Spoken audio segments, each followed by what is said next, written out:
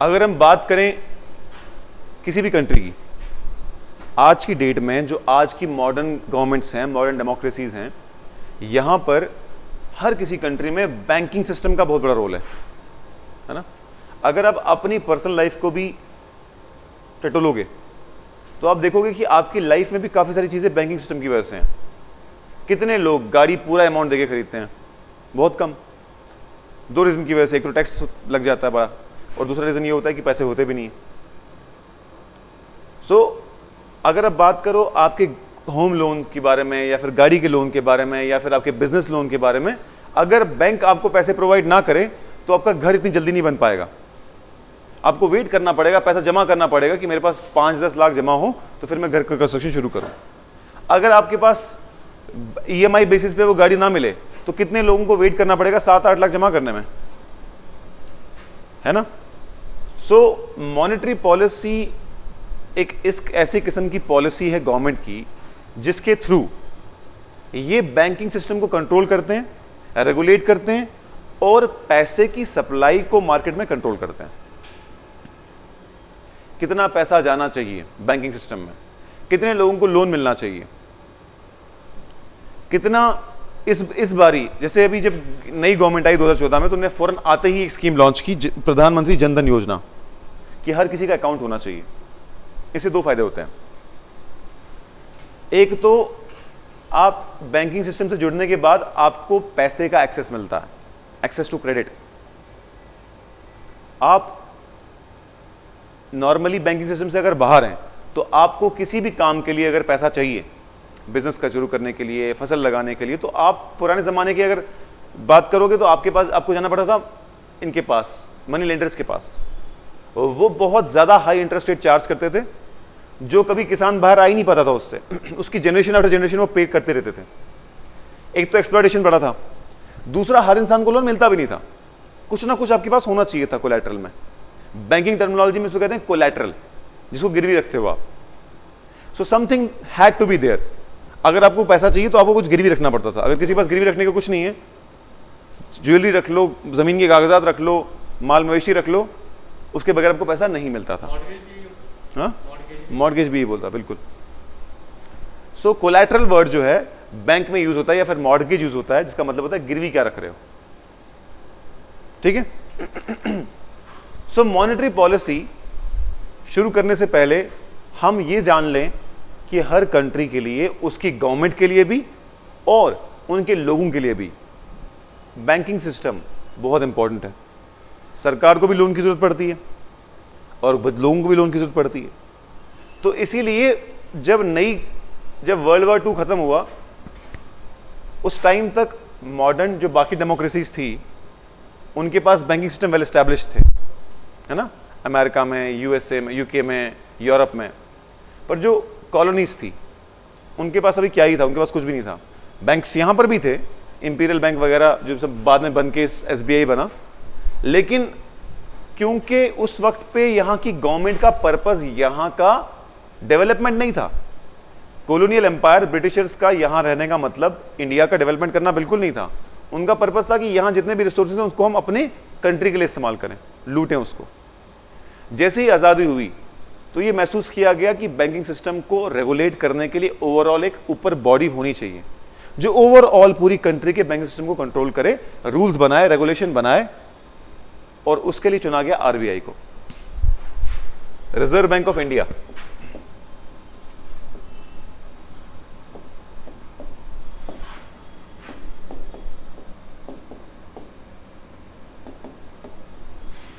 Reserve bank of India government of India act 1935 के तहत बनाया गया था, लेकिन इसको नेशनलाइज किया गया। नेशनलाइज करने का मतलब होता है गवर्नमेंट का बना देना, complete take over by government. जब आजादी हुई तो गवर्नमेंट ने बोला ये हमारा बैंक बनेगा। सो इट वाज नेशनलाइज्ड, यानी गवर्नमेंट ने टेक ओवर किया इन 1949 और उसको बना दिया गया सेंट्रल बैंक। हर कंट्री का एक सेंट्रल बैंक होता है। इंडिया का RBI है, USA का फेडरल बैंक है। हर कंट्री का अपना एक सेंट्रल बैंक होता है जिसका काम होता है पूरे बैंकिंग सिस्टम को रेगुलेट करना, और भी बड़ा सारा रोल होता है सेंट्रल बैंक का। बड़े सारे एग्जामों में टॉपिक होता है रोल ऑफ आरबीआई। तो आइए हम देखते हैं कि रोल ऑफ आरबीआई है क्या। 1935 के एक्ट के बाद 1936 में बना था शायद। एक्ट 1934 का था, बना 1935 था। हाँ sorry, RBI act 1934, RBI act 1934 के तहत बना था और 35 में एस्टैब्लिश हुआ था, ठीक है, और 49 में नेशनलाइज हुआ था।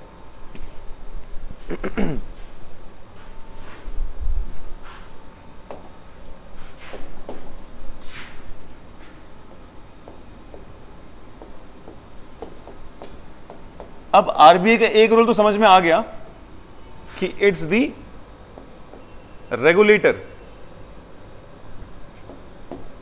Of banking system,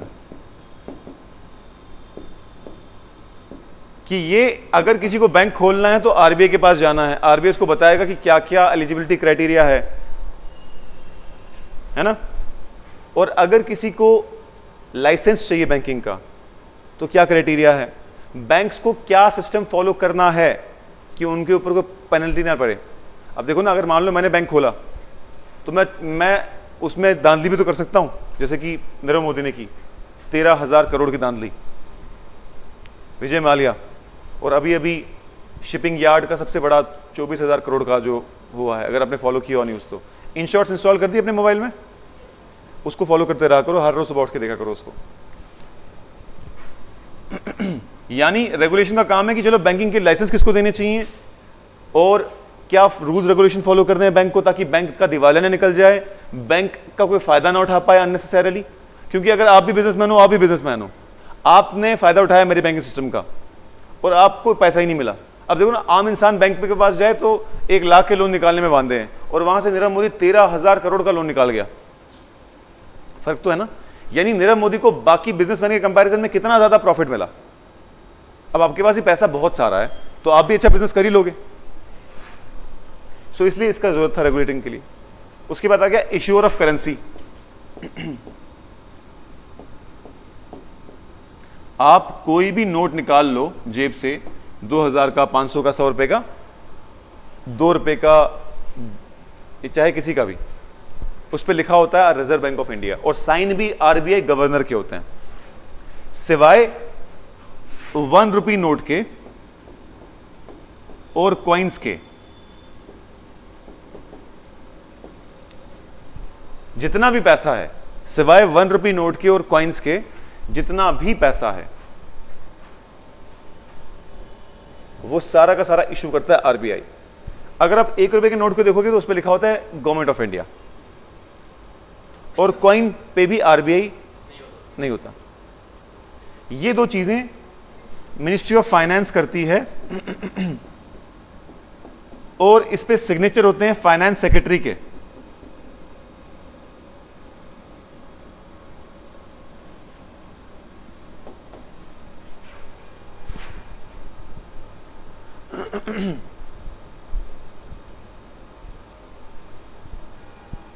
finance secretary के। और अगर आप पूछोगे कि सर्कुलेशन में कौन लाता है, तो सर्कुलेशन में सारा पैसा, चाहे वो 1 रुपी नोट हो चाहे बाकी नोट हो, वो आरबीआई ही लाता है। सिर्फ मिंट, कॉइन को मिंट करना, यानी कॉइन को बनाने को कहते हैं, कॉइन को मिंट करना, वो करती है गवर्नमेंट और 1 रुपए का नोट बनाती है, लेकिन सर्कुलेशन पूरा आरबीआई ही करती है। ध्यान से सुनो, ये सवाल बहुत बार आया है कि which of the following circulates the 1 rupee and coins, ministry of finance, RBI, both, none of the above. तो सर्कुलेट हमेशा आरबीआई ही करेगी, पैसा पूरा सर्कुलेट वही करेगी। फर्क सिर्फ इतना है कि बाकी सारा पैसा बनाती आरबीआई है, सर्कुलेट वही करती है, लेकिन 1 रुपए का नोट और कॉइन गवर्नमेंट बनाती है, सर्कुलेट आरबीआई करती है। सर्कुलेट का मतलब कि लोगों तक पहुंचाना। समझ में आई बात? ये क्लियर है? बेसिकली देखो, एक तो आरबीआई एक इंडिपेंडेंट बॉडी है और उसका पर्पस कुछ और है, लेकिन जो 1 रुपी का नोट है, it is historically being prepared by government. There is no other reason except the historical reasons. कि एक चीज का जो करेंसी का थोड़ा मोड़ा कंट्रोल जो है वो गवर्नमेंट के हाथ में भी है, अदरवाइज कोई पर्पस बनता नहीं है इसका। और स्टार्टिंग से गवर्नमेंट ही करती है तो गवर्नमेंट ही करेगी, कोई बड़ी बात नहीं। कल को गवर्नमेंट बोलेगी आप ही मिंट करो कॉइन को और आप ही रुपए का नोट भी बनाओ, ऐसा कोई बड़ी बात नहीं है। But some things are kept as remembrance of our history. अब अगर आप देखोगे आज के टाइम पे पोस्ट ऑफिस का काम ही क्या है, सब कुछ मेल पे ही हो रहा है ना, यहां तक कि डिग्रियां भी ऑनलाइन आ रही हैं अब। जैसे अभी आईआईटी कानपुर ने ब्लॉकचेन टेक्नोलॉजी यूज करके डिग्री इशू की है, लेकिन फिर भी है।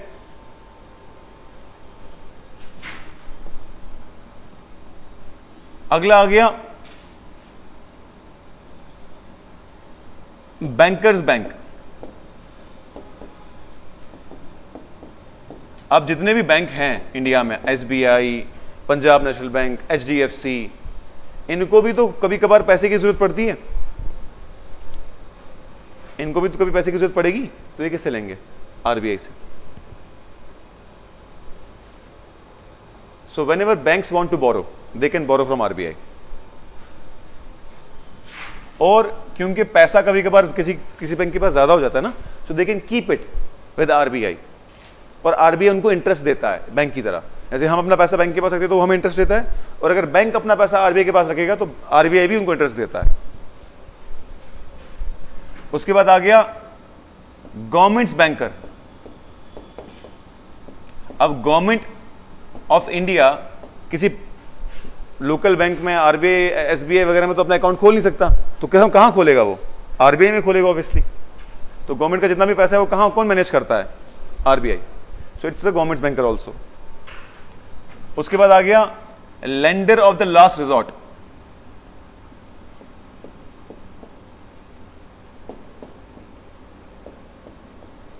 जब गवर्नमेंट के पास कहीं से भी पैसा नहीं बनता, कोई तरीका नहीं रहता गवर्नमेंट के पास पैसा कमाने का, तो उस मोमेंट पे आरबीआई को बोलता है वो छापो पैसे।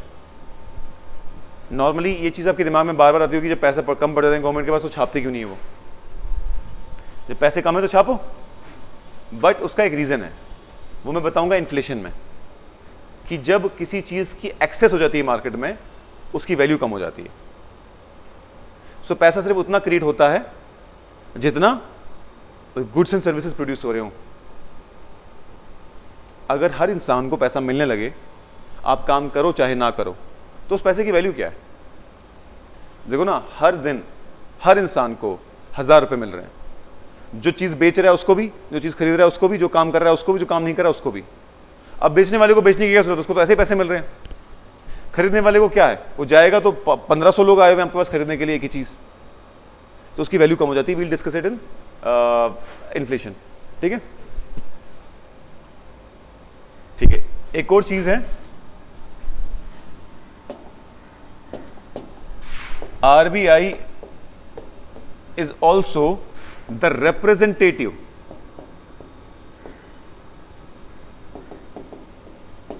of India in international platforms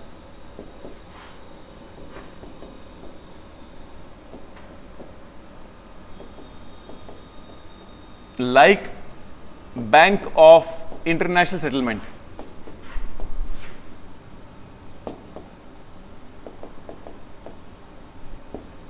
bank of international settlement, यह है बेसल में, स्विट्जरलैंड बेसल।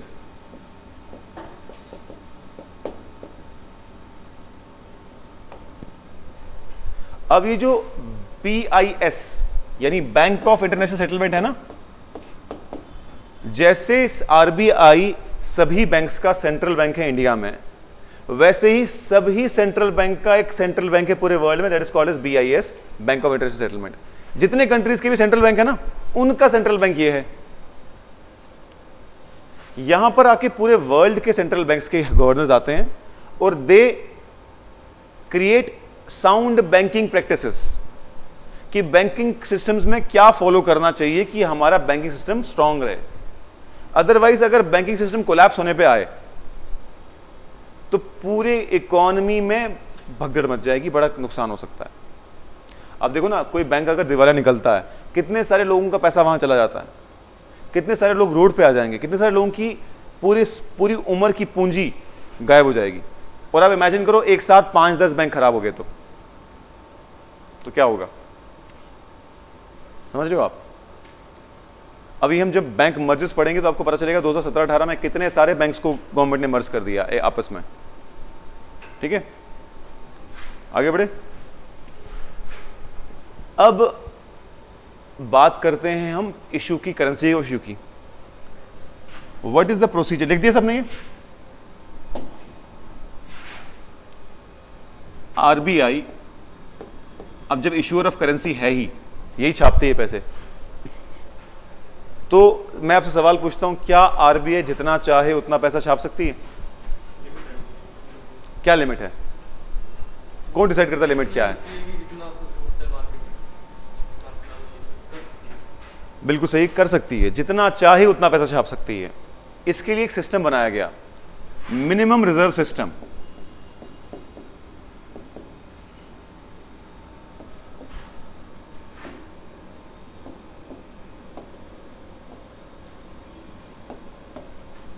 इसमें मिनिमम रिजर्व सिस्टम पे आरबीआई के पास हमेशा 200 करोड़ रुपए रहते हैं।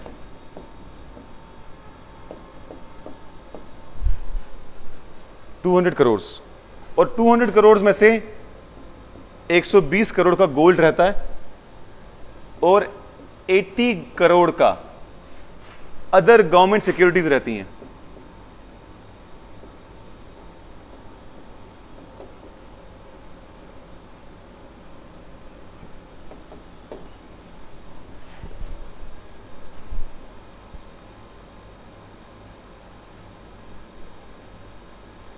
मिनिमम रिजर्व सिस्टम के अंडर आरबीआई के पास हमेशा 200 करोड़ रुपए रहते हैं, उसमें से 120 करोड़ का गोल्ड रहता है और 80 करोड़ का अदर गवर्नमेंट सिक्योरिटीज रहती हैं। अभी अदर गवर्नमेंट सिक्योरिटी क्या है? हर्षित मेहता स्कैम देखा है? स्कैम 1992, बड़ी मूवी फेमस हुई, बड़ी वो सीजन फेमस हुआ था, उसका म्यूजिक भी बड़ा चलता है इंस्टाग्राम पे, डेंग डेंग डेंग डेंग डेंग डेंग डेंग डेंग वाला म्यूजिक।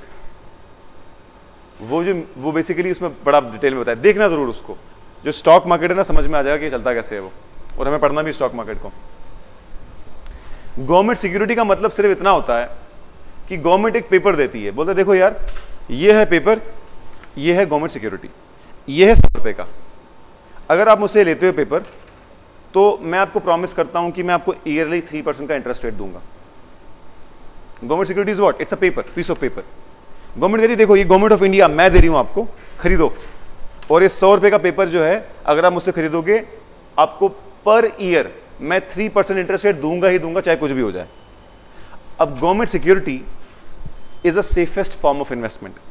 आपके पास पैसा है, आप शेयर मार्केट में लगा सकते हो, क्रिप्टो करेंसी में लगा सकते हो, रियल एस्टेट में लगा सकते हो, लेकिन नुकसान हर जगह हो सकता है। बट गवर्नमेंट की security is the safest form. चाहे गवर्नमेंट कितनी भी बदलती रहे, वो अगली गवर्नमेंट को वो पुरानी गवर्नमेंट का प्रॉमिस पूरा करना पड़ेगा। इसीलिए आरबीआई दूसरी गवर्नमेंट्स की सिक्योरिटी खरीद के रखता है। हर गवर्नमेंट सिक्योरिटी इशू करती है 80 करोड़ की फॉर्म में, ताकि ये सेफ इन्वेस्टमेंट रहे, कभी डूबे ना। गोल्ड की वैल्यू तो फिर कम हो जाएगी, ऊपर नीचे हो जाएगी, पर अदर गवर्नमेंट सिक्योरिटी जितनी है उतनी ही रहेगी, और जिस गवर्नमेंट ने जितना प्रॉमिस किया उतना पे करेगा ही करेगा वो। ठीक है,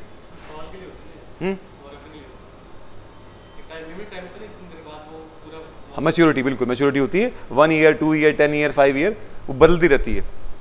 अब देखो इस मिनिमम रिजर्व सिस्टम के अगेंस्ट आरबीआई जितना चाहे उतना पैसा छाप सकती है, पर it will never do it.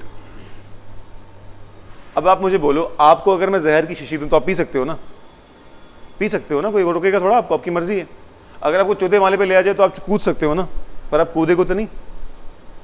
Similarly अगर आरबीआई चाहे तो जितना चाहे पैसा छाप सकती है। सवाल आएगा can RBI print as much money as it can? आप बोलोगे बिल्कुल, बिल्कुल कर सकती है, but it will never do so, because if it does so market में करेंसी की वैल्यू कोलैप्स हो जाएगी, रुपए की कोई वैल्यू ही नहीं रहेगी। आप ऐसे इमेजिन करो, आपको मैं हर रोज 10-10 लाख रुपए दे रहा हूं और हर इंसान को 10-10 लाख, 10 लाख छोड़ो 1-1 लाख मिल रहा है, हर इंसान को हर दिन 1-1 लाख रुपए मिल रहा है। आप मार्केट में गए, हर इंसान के पास अचानक कितना पैसा आ गया, आप कपड़े खरीदने गए, आप कुछ और खरीदने गए, अब एकदम से पैसा बढ़ गया, अब दुकानदार के पास 5 शर्टें हैं, खरीदने वाले आगे 100, क्योंकि हर किसी के पास लाख लाख रुपए है। तो पहली बात तो वो अपने शर्टों की दाम बढ़ाएगा, वो 1 करोड़ भी कर सकता है उसको, क्योंकि आपके पास पैसा है, हर रोज आपको लाख रुपए मिल रहा है, महीने की 30 लाख आपकी इनकम है। तो क्या पैसे की वैल्यू कम हो जाएगी? जो चीज पहले 10 रुपए 20 रुपए 50 रुपए की, क्या वो 1000 2000 3000 की हो जाएगी? तो ये ज्यादा समझ आपको कंसेप्ट आएगा इन्फ्लेशन में। जब इन्फ्लेशन पढ़ेंगे ना तो वहां आपको ज्यादा समझ में आया क्यों हम ज्यादा पैसा नहीं छाप सकते, वरना जिस चीज को ज्यादा अब देखो गोल्ड है, सिल्वर है, प्लेटिनम है, वो महंगा क्यों है? क्योंकि बहुत रेयरली मिलता है। अब अगर मान लो कि हर किसी के घर के नीचे गोल्ड की खान हो जाए तो गोल्ड की वैल्यू क्या रहेगी? वैल्यू इसीलिए है ना कि कम है, लिमिटेड क्वांटिटी है। लोहे क्यों इतने सस्ते में मिल रहा है? लोहा हर जगह मिल जाता है, 3 रुपए केजी 4 रुपए केजी। ये महंगा क्यों है? क्योंकि बहुत रेयरली मिलता है। जो चीज बहुत अबंडेंस में होती है उसकी वैल्यू खत्म हो जाती है। अब देखो यहां पर सेब जो है बहुत सस्ते में और बड़े अच्छी क्वालिटी के मिल जाते हैं हम लोगों को। अब दिल्ली जाओ 200 रुपए केजी 300 रुपए केजी, मन ही नहीं करता खरीदने का, लगता है कि ये तो बाग में पड़े होते थे हमारे यहाँ पर, हम इनको 300 रुपए केजी खरीदेंगे। समझ रहे हो? अब यहाँ ये बाहर पेड़ है मलबरी का, नीचे गिर गिर के पूरा फ्रूट बर्बाद हो रहा है, पूरा जो जमीन है वो पिंक हो गई है, कोई खा नहीं रहा, वैल्यू ही नहीं है। यही मलबरी अगर आप बाहर जाके खरीदने पे आओगे तो आपको ड्राइड मलबरी कितने महंगे दामों पर मिलेगी, जहां पर उगता नहीं। समझ गए? So this is the minimum reserve system of RBI, जिसके against it can print as much money as it can. ठीक है?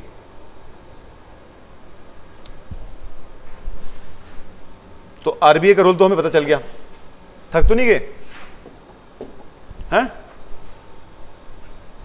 अब देखो, अब हम आते हैं मॉनेटरी पॉलिसी पे। अब ये बात आपको समझ में आ गई कि मॉनेटरी पॉलिसी बनाने वाला आरबीआई ही है, क्योंकि जब बैंकिंग सिस्टम को वो कंट्रोल करेगा, जब इश्यूअर ऑफ करेंसी वो है, जब बैंकिंग सिस्टम पूरा वो संभाल रहा है, तो पैसा जा कहां से रहा है? मैक्सिमम पैसा तो बैंकिंग सिस्टम से जा रहा है। सो मॉनेटरी पॉलिसी को कौन बनाता है? आरबीआई। एक्चुअली 2015 तक सिर्फ आरबीआई बनाता था, लेकिन 2015 के बाद गवर्नमेंट भी इंटरफेयर करने लगी। अब पहले हम सोचते हैं कि मॉनेटरी पॉलिसी है क्या। लिखो डेफिनेशन इसकी। Monetary policy is a policy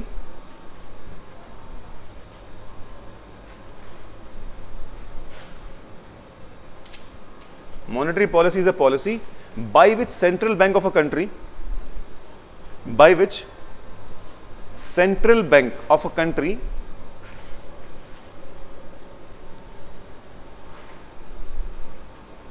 by which central bank of a country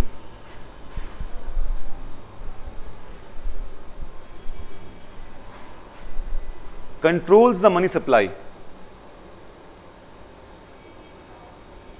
controls the money supply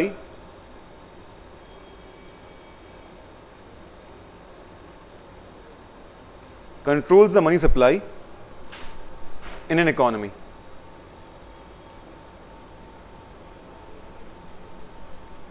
अब देखो यहां ध्यान रखने वाली बात यह है कि व्हेन यू स्टार्टेड, जब मैंने डेफिनेशन बताई तो मैंने इकोनॉमिक्स की डेफिनेशन बताई थी। इकोनॉमिक्स और इकोनॉमी में डिफरेंस है। Economics is the study of subject, economy is the economy of a country, of a state.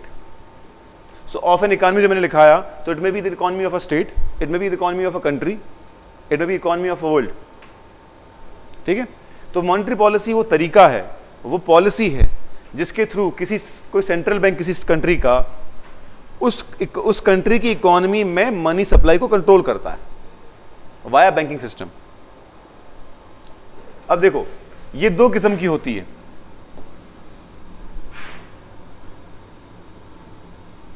Quantitative और क्वालिटेटिव।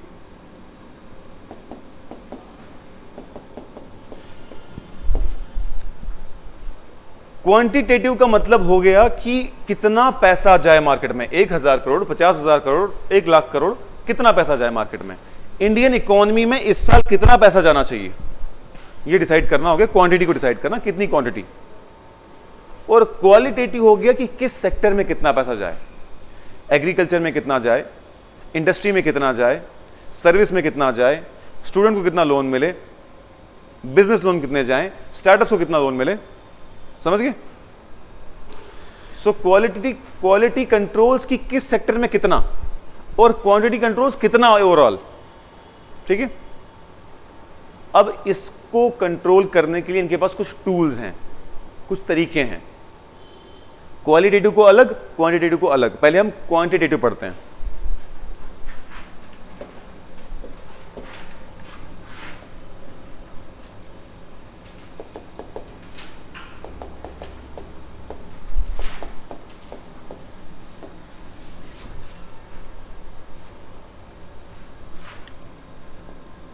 सबसे पहला टूल है bank rate.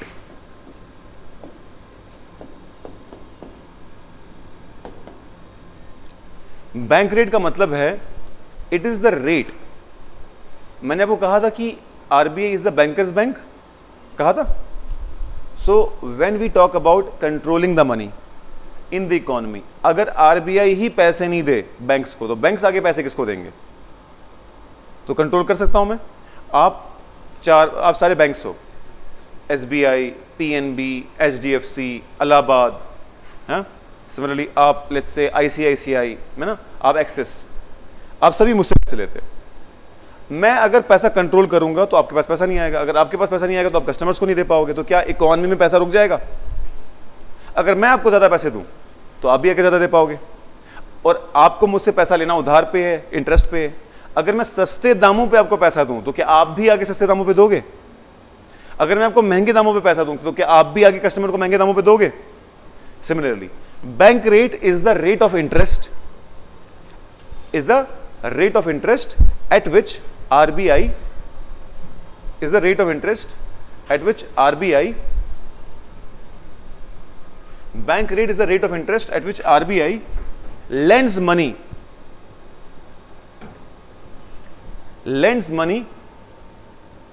to the commercial banks.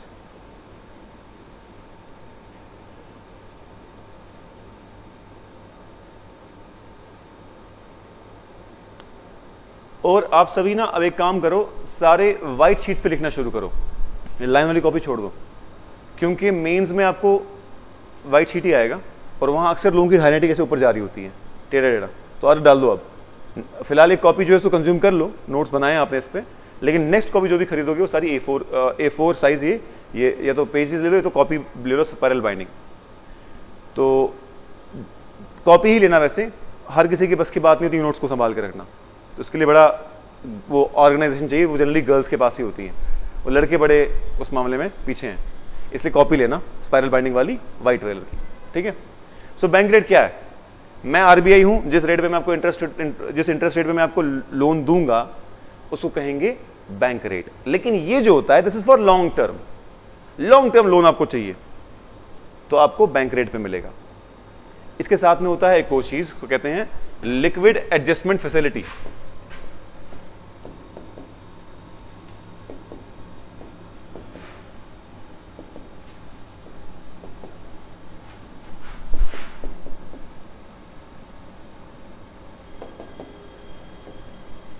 Liquid adjustment facility, इसमें दो किस्म के रेट आते हैं, repo rate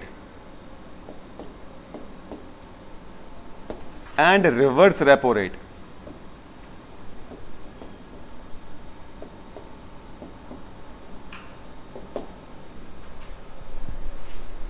repo rate and reverse repo rate. अब रेपो रेट भी वही चीज है जो बैंक रेट है। It is the rate at which the RBI lends money to the bank but for short term and against government securities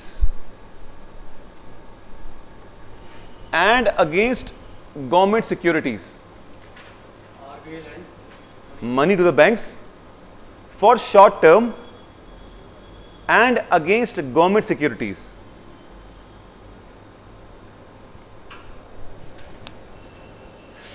अब ध्यान से सुनो, बैंक रेट भी वही रेट है at which RBI lends money to the commercial banks, repo rate भी वही है। फर्क सिर्फ इतना है, बैंक रेट के अगेंस्ट आपको कुछ देना नहीं पड़ता, आपको चाहे पैसा चाहिए आओ ले जाओ। रेपो रेट आपको, आपके पास गवर्नमेंट सिक्योरिटी होनी चाहिए। जो मैंने कहा ना गवर्नमेंट सिक्योरिटी क्या है, एक पीस ऑफ पेपर है। बैंक्स को कंपलसरीली गवर्नमेंट सिक्योरिटी अपने पास खरीद के रखनी पड़ती है, ताकि जब उनको पैसा चाहिए रेपो रेट के अंडर तो वो पैसा पकड़ाएं आरबीआई को, लो सर मेरी सिक्योरिटी ले लो और मुझे पैसा दे दो। एक्चुअल सेंस में ये माना जाता है कि उन्हें सिक्योरिटी बेच दी आरबीआई को और वो पैसा इनको मिला, लेकिन आरबीआई प्रॉमिस करता है कि मैं आपको ये सिक्योरिटी वापस दे दूंगा जब आप मुझे मेरा पैसा वापस दे दोगे। तो बैंक रेट और रेपो रेट में फर्क समझो। Bank rate is for long term, repo rate for short term. Bank rate is against nothing, कुछ देना नहीं आपको उसके एवज में, ऐसे मिल जाएगा। रेपो रेट के अगेंस्ट आपको गवर्नमेंट सिक्योरिटी अपनी देनी पड़ेगी, तभी सोचते हैं रीपर्चेज ऑप्शन, रेपो रीपर्चेज। क्यों? क्योंकि आप एक्चुअली में सिक्योरिटी दे रहे हो, बाद में दोबारा खरीद लोगे आरबीआई से, ठीक है। तो जब भी मैक्सिमम बैंक्स रेपो रेट के थ्रू ही लेते हैं, बैंक रेट के थ्रू आपको लेता नहीं, ऑब्सोलीट हो चुका है, क्योंकि शॉर्ट टर्म लिक्विडिटी क्रंच ही होता है। अब लिक्विडिटी का मतलब होता है फ्लो ऑफ मनी, ये याद रखना। जब मैं कहूं शॉर्ट टर्म लिक्विडिटी क्रंच, इसका मतलब है कि शॉर्ट टर्म में पैसे की कमी है बैंक के पास। तो जब भी short term liquidity crunch bank को होगा तो वो रेपो रेट के अंडर पैसा लेगा आरबीआई से 15-20 दिन के लिए और वापस दे देगा। और रिवर्स रेपो इसका उल्टा है, जब किसी बैंक के पास एक्स्ट्रा पैसा सरप्लस पड़ा हुआ है तो वो सोच रहा है कि मेरे पास पड़े पड़े तो क्या ही होगा, क्यों ना मैं ये पैसा आरबीआई को दे दूं और उसके एवज में कुछ इंटरेस्ट ले लूं उससे। लिखो, reverse repo rate is the rate of interest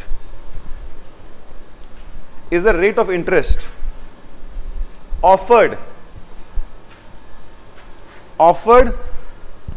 by RBI, is the rate of interest offered by RBI to the commercial banks,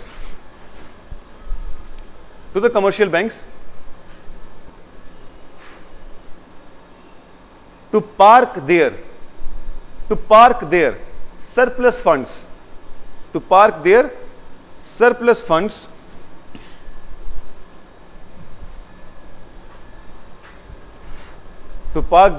surplus funds with the RBI। तो जब किसी भी बैंक के पास एक्स्ट्रा पैसा पड़ा हुआ है, वो सोचता है कि मैं अपने पास क्यों रखूं, वैसे तो पैसा मिलने वाला नहीं है, क्यों ना मैं आरबीआई को दे दूं, और आरबीआई उसके एवज में उनको इंटरेस्ट रेट ऑफर कर देता है। समझ में आया बात? क्लियर है? इसके बाद है अब एसएलआर एंड सीआरआर।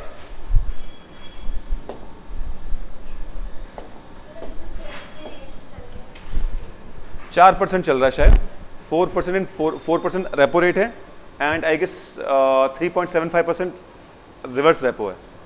बट मैं चेक करके बताऊंगा आपको, चेंज होते रहते हैं हर बार। ये साल में 6 बार चेंज हो सकते हैं, हर 2 महीने बाद चेंज करने की बात की जाती है, कभी सेम रखते हैं कभी चेंज करते हैं। So I guess as far as I remember 4% था last time, but I still check and tell you.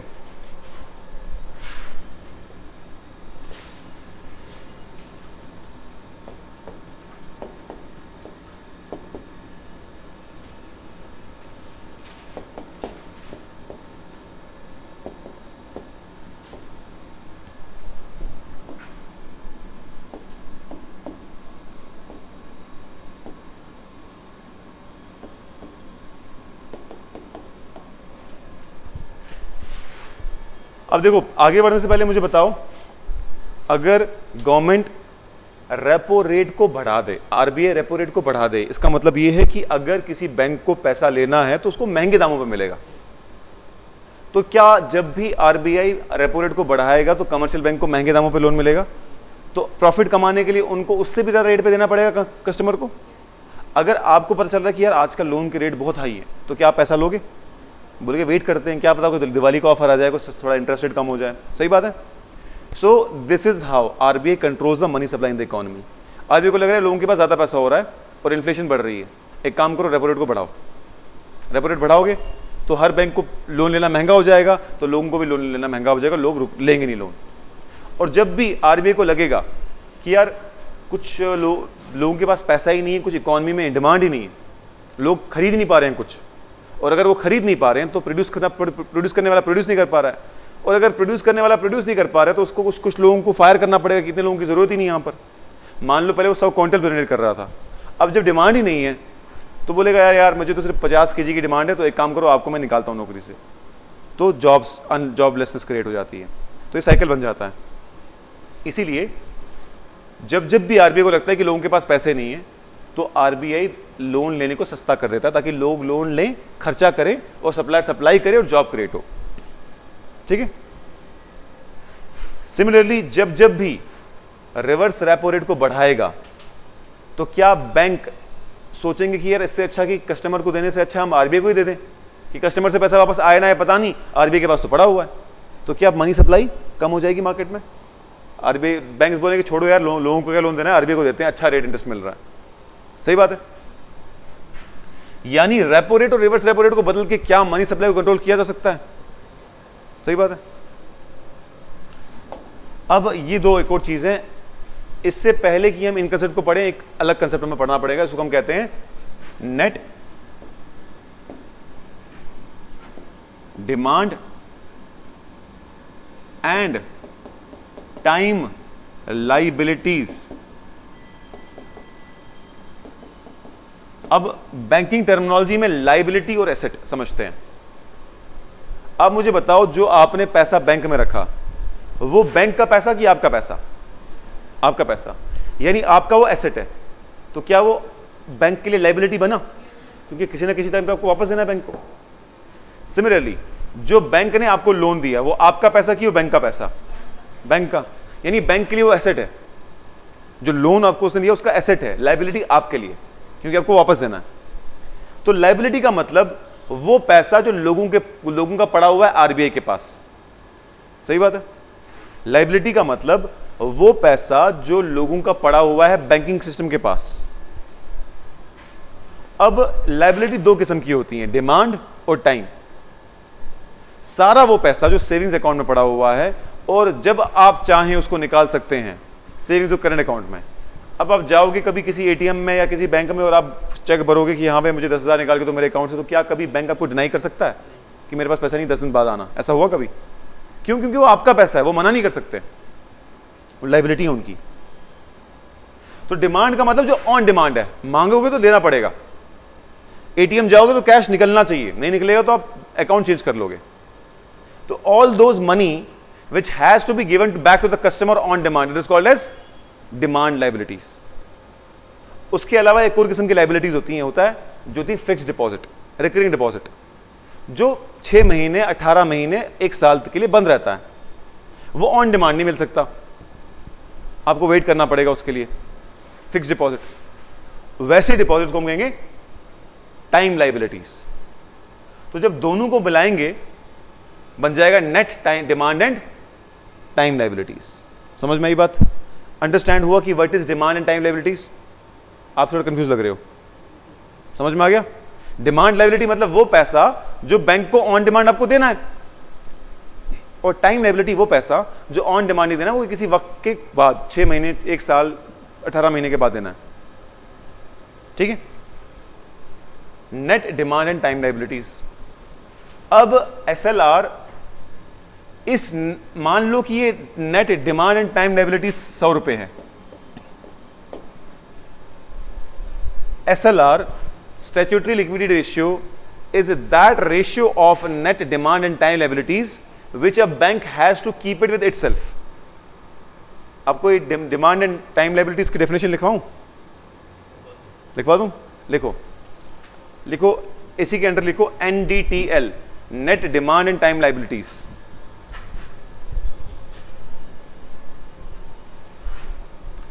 Net demand and time liabilities लिखिए। In a bank the money, in a bank the money lying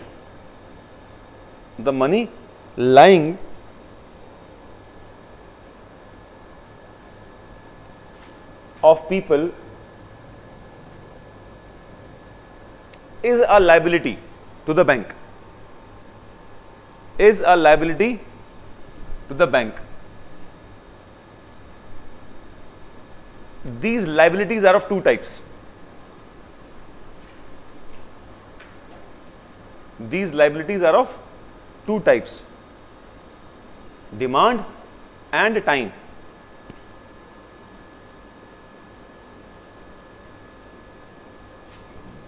Demand and time.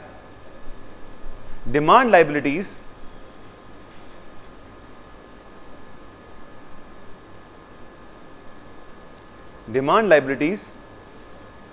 are those liabilities of the bank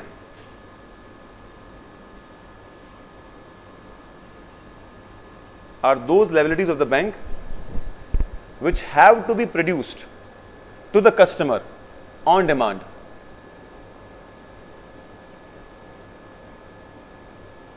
Which have to be produced to the customer on demand. On demand. For example, money lying in the savings and current account.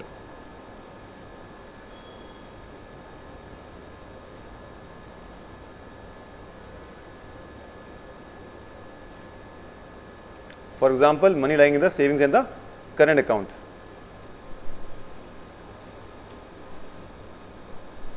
ठीक है. Next, time liabilities.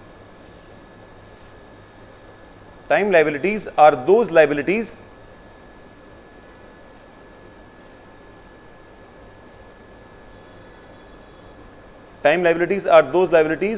which have to be produced to the customer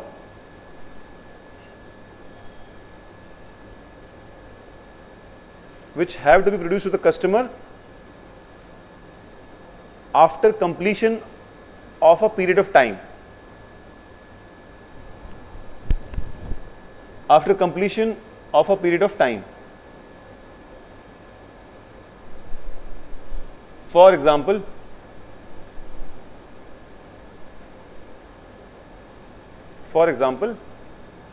the money lying in fixed deposits and recurring deposits.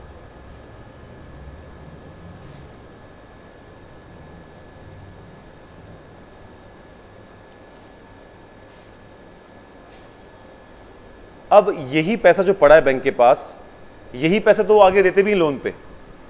जो आपका मेरा पैसा पड़ा है वो bank के पास, वही पैसा तो आगे लोन पे देते हैं वो. क्यों? वो फिक्स डिपॉजिट में आपको ज़्यादा इंटरेस्ट रेट ऑफर करते हैं, क्योंकि वो पैसा उनको आपको वापस नहीं देना कई टाइम तक. उस टाइम तक ही किसी को लोन देते हैं, कुछ करते हैं, तो फिर आपको इसलिए ज़्यादा इंटरेस्ट रेट मिलता है ताकि आप जल्दी नहीं मांगो पैसा अपना. सो एट द सेम टाइम ये भी इंपॉर्टेंट है कि बैंक सारा ही पैसा ना दे दें. 100 रुपये अगर है ये NDTL यानी net demand and time liability, अगर 100 रुपये है तो अगर उस 100 का 100 दे देंगे, अगर मान लो पूरा का पूरा डूब गया, आया ही नहीं कुछ वापस, तो बैंक तो दिवाला निकल गया. इसीलिए RBI ने सोचा कि इसको हम ऐसा कुछ दो चीज़ें बनाएंगे जिसके थ्रू हम इंश्योर करेंगे कि बैंक सारा का सारा पैसा ना दे, कुछ इसके पास रहे, ताकि कल को अगर इसका दिवाला निकलता भी हो तो कुछ ना कुछ पैसा इसके पास हो जिसे रिकवर कर सके. तो उन्होंने बोला कि स्टैट्यूटरी लिक्विडिटी रेशियो वो रेशियो है इस 100 रुपए का जो आपको अपने पास रखना है, लेकिन पैसे की फॉर्म में नहीं, गवर्नमेंट सिक्योरिटी की फॉर्म में, ताकि कल को आपको रेपो रेट के अंडर अगर पैसा चाहिए तो आप यही सिक्योरिटी को यूज करके पैसा भी ले सको. इससे 3 फायदे हैं एक्चुअली. एक तो इसकी वजह से पैसा फंस जाता है जो बैंक नहीं दे पाता आगे, और मार्केट में मनी सप्लाई कंट्रोल हो जाती है. नंबर 2, बैंक को खरीदनी पड़ती है गवर्नमेंट सिक्योरिटी, और गवर्नमेंट सिक्योरिटी खरीदने की वजह से गवर्नमेंट के पास आता है पैसा, और वो पैसा वो इन्वेस्ट करता है डेवलपमेंट में. नंबर 3, बैंक सेफ रहता है कि सारे का सारा पैसा नहीं दे दे कहीं इसका दिवाला निकल जाए. अब देखो आजकल शायद ये 20% चल रहा है कि 21% चल रहा है, तो 100 रुपए में से 21 रुपए माइनस करो, जो निकल कर आएगा वो पैसा वो दे सकता है. 21 रुपए की इसको सिक्योरिटी खरीदनी है. So it is the ratio of NDTL which, लिखो SLR is the ratio, SLR is the ratio of NDTL, SLR is the ratio of NDTL which a bank has to keep with itself in the form of government security.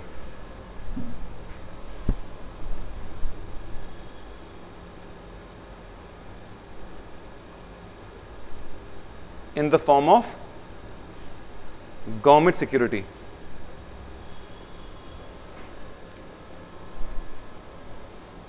इसका मतलब है अगर 100 रुपए हैं तो 21 रुपए की उनको सिक्योरिटी खरीदनी पड़ेगी और अपने पास रखनी पड़ेगी, वो उसका लोन नहीं दे सकते। स्टैट्यूटरी, ठीक है। कैश रिजर्व रेशियो भी कुछ ऐसा ही है, ये 4% है, यानी इस 100 रुपए में से 4 रुपए और माइनस करो, ये है this is the ratio of NDTL which a bank has to keep with central bank in the form of cash। यानी 4 रुपए सेंट्रल बैंक को भेजो और 21 रुपए की सिक्योरिटी अपने पास रखो, बाकी कितना पैसा बच गया? 75 रुपीज बच गए, ये आप लोन में दे सकते हो। CRR is the ratio of NDTL which a bank has to keep with itself in the form of cash। अब देखो याद रखने का आसान तरीका, S for statutory liquidity ratio, S for security and S for self, यानी SLR को security की फॉर्म में सेल्फ के पास रखना है, SLR को सिक्योरिटी की फॉर्म में सेल्फ के पास रखना है। सिमिलरली CRR, CCC, CRR को सेंट्रल बैंक के पास रखना है इन द फॉर्म ऑफ कैश। तो कभी कभी कंफ्यूजन हो जाता है कि एसएलआर को सिक्योरिटी की फॉर्म में रखना था कि सीआरआर को रखना था। तो सीआरआर क्या है? सीसीसी सेंट्रल बैंक के पास, CRR in the form of cash, SSS SLR को सिक्योरिटी की फॉर्म में सेल्फ के पास। समझ गई बात को? ये क्लियर है? अब मुझे बताओ, अगर आरबीआई कभी अचानक एसएलआर को 21 से 25 कर दे तो क्या बैंक के पास और भी कम पैसा हो जाएगा देने के लिए? अभी 21 रुपए बोला, 21 रुपए की सिक्योरिटी खरीदो, बोला आपने नहीं 21 रुपए की नहीं 25 रुपए की खरीदो, तो 4 रुपए और कम हो गए उसको पैसा देने के लिए। तो क्या जब भी गवर्नमेंट एसएलआर बढ़ाएगी आरबीआई, तो क्या मार्केट में पैसा कम हो जाएगा? जब बैंक के पास पैसा देने को रहा ही नहीं तो कैसे देगा? सिमिलरली जब भी आरबीआई जब सीआरआर को बढ़ाएगा तो क्या बैंक के पास पैसा कम देने को रहेगा? तो वो और भी कम पैसा हो जाएगा मार्केट में। This is how the RBI controls money supply in the economy. ठीक है जी। अब एक लास्ट रहता है, that is marginal standing facility.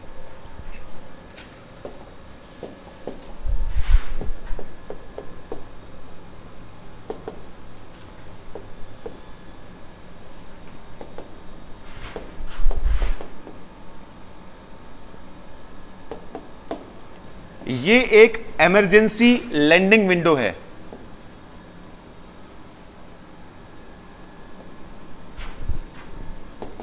Lending facility है। जब किसी बैंक के पास उसने रेपो रेट से भी ले लिया पैसा, उसके बाद भी उसको कमी पड़ रही है, अब वो बोलता है सर मुझे थोड़ा और पैसे की जरूरत है, आरबीआई के पास आएगा, आरबीआई कहेगा ठीक है दूंगा, इसके अंडर ले ले, लेकिन इस पे इंटरेस्ट रेट ज्यादा होता है रेपो रेट से 1% ज्यादा, जनरली 1% ज्यादा। तो होता क्या है कि ये पेनलाइज है। मतलब ठीक है यार, आप इसका मतलब है कि यार रेपो रेट के लेने के बाद भी आपके पास पैसे की जरूरत पड़ रही है, इसका मतलब आपको मैनेजमेंट नहीं आ रही, तो आपको हायर इंटरेस्ट रेट पे मिलेगा। ये इसलिए रखा गया कि चलो अगर किसी बैंक को बहुत ही जरूरत है, होता है ना यार किसी बैंक के बहुत से लोन है, अब बहुत से लोन रिकवर ही नहीं हुए, उनके पास पैसा ही वापस नहीं आ रहा है, उनको और पैसे की जरूरत है थोड़ा संभलने के लिए, तो आरबीआई ने बोला मार्जिनल स्टैंडिंग फैसिलिटी ये रेट ऑफ इंटरेस्ट पे मिलेगा।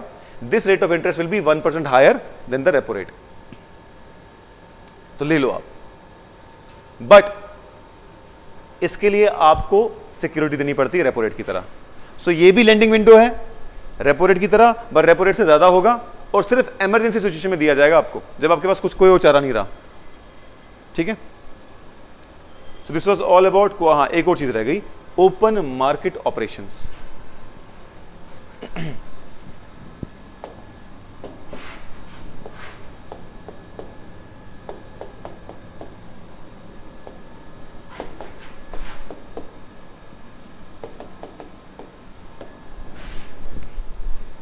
Open market operations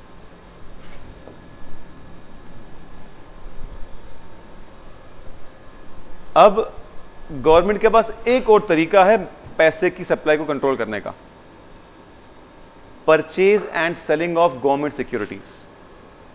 purchase and selling of government securities.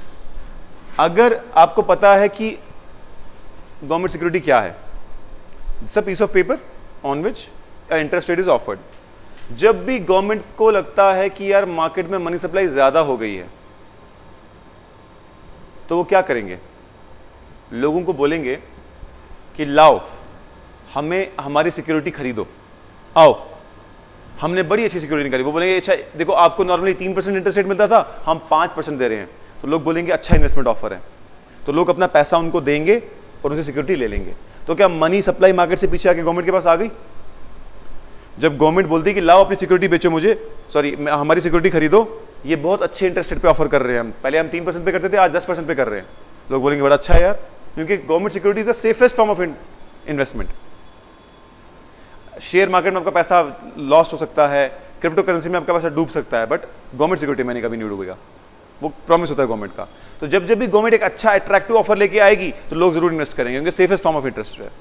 तो जब भी गवर्नमेंट को लगता है कि यार मार्केट में मनी सप्लाई ज्यादा हो गई है, तो बोलेंगे ये लो हमारी सिक्योरिटी खरीदो, अपना पैसा हमको दे दो।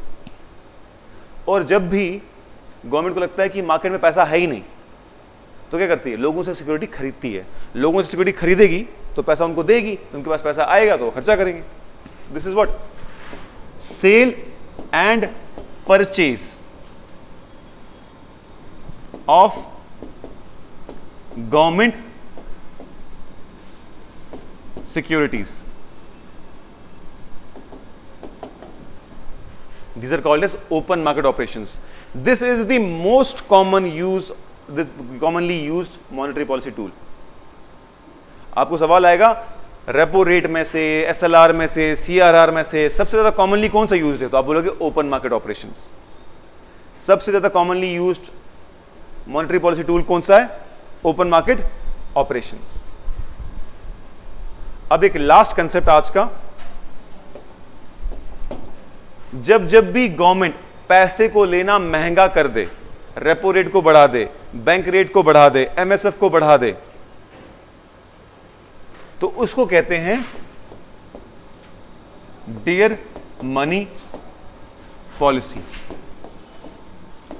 लिखो, डियर मनी पॉलिसी में लिखो, when ever government raises the interest rate, sorry, whenever the RBI raises the rate of interest at which, dear money policy में लिखो, whenever the RBI raises the interest rates at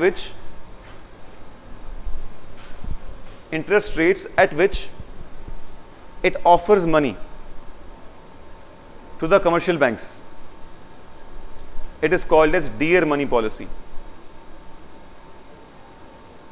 Whenever the central bank or RBI raises the interest rate at which it lends money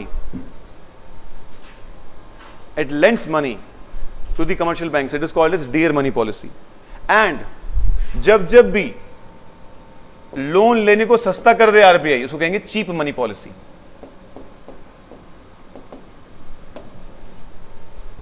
And whenever the interest rates are decreased, whenever the interest rate are decreased, it is called as cheap money policy.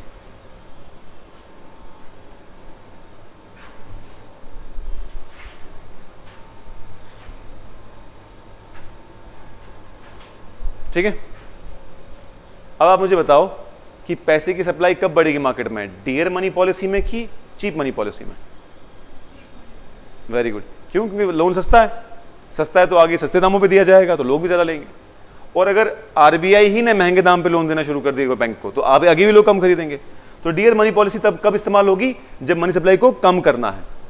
Cheap money supply कब होगी? जब money supply को बढ़ाना है। समझ गए? Quantitative tools खत्म, अब क्वालिटेटिव टूल्स कल करेंगे। ठीक है, थैंक यू सो मच।